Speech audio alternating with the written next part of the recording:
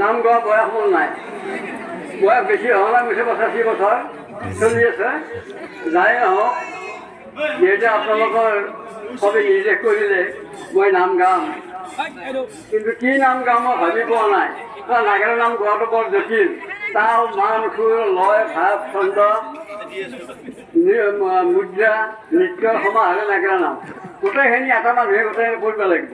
নাগেৰা নাম হ'ল লোক পৰিবেশ্য কলা, অৰ্ধ নাটিকা কলা। এইটো লোক সংস্কৃতি। ইয়াতটো শুদ্ধভাৱে গাব পৰাটো বৰ কঠিন, তথাপি যিখিনি পাৰোঁ গাম।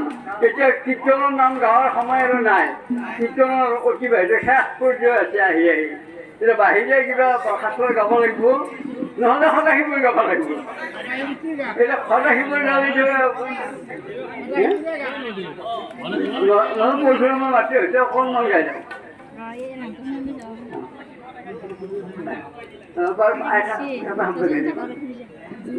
যেতিয়া জমদগ্নি সাৰদা ৰেণুকা পানী আনিবলৈ, গা ধুবলৈ পানী আনিবলৈ নিৰ্দেশ দিলে, ৰেণুকা ঘৰ কাষত কলচি লৈ পানী আনিব যায়।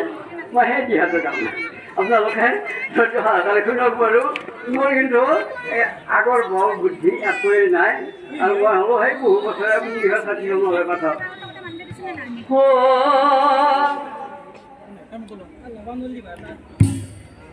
কাষত কলচি লৈ ৰেণুকা সুন্দৰীয়া,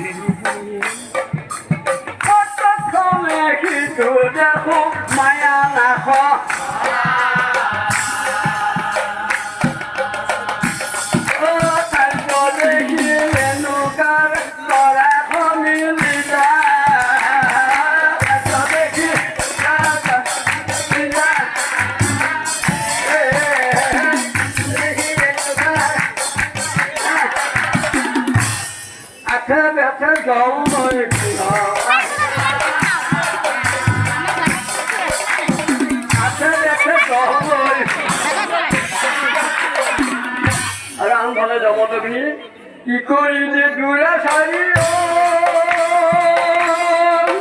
অ তই খাওঁ